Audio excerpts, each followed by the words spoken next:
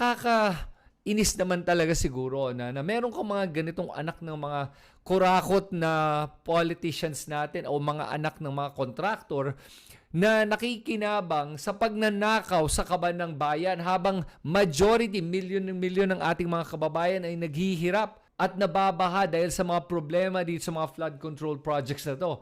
At habang nangyayari lahat to, mga anak ng mga corrupt na contractor o mga politiko, ay nagta-travel in their private jets kung saan-saan nagpupunta. Kaya naubos na ang pasensya ng ating mga netizens at dapat lang talaga i-shame natin itong mga tulad niya. Kasi tama na itong pag-iidolo natin sa mga mayayaman na tulad nito na galing naman sa maling paraan. At hindi ko nga alam kung naintindihan ba niya yung problema, kung alam ba niya kung gaano ka-corrupt ng kanyang mga magulang at mga kamag-anak.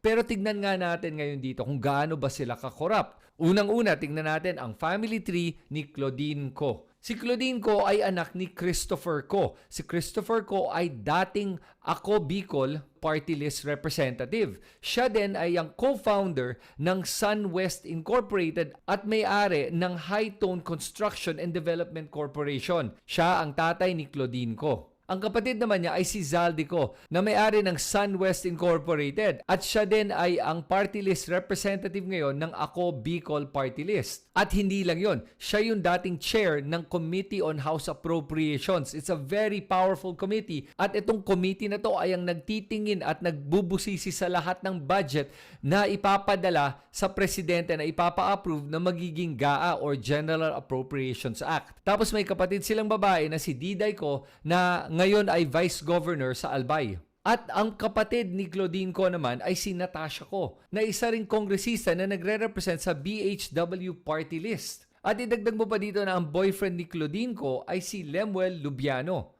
Lemuel Lubiano is the brother of Lawrence Lubiano.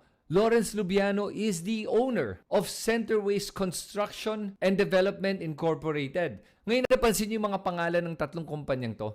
It sounds familiar, di ba? Dahil itong tatlong kumpanyang to ay parte ng top 15 DPWH contractors na sinita ni Marcos na nakakuha ng bilyon-bilyon sa ating gobyerno para sa mga flood control projects na karamihan ay iniimbestigahan na para sa mga korupsyon na nangyayari sa loob ng DPWH.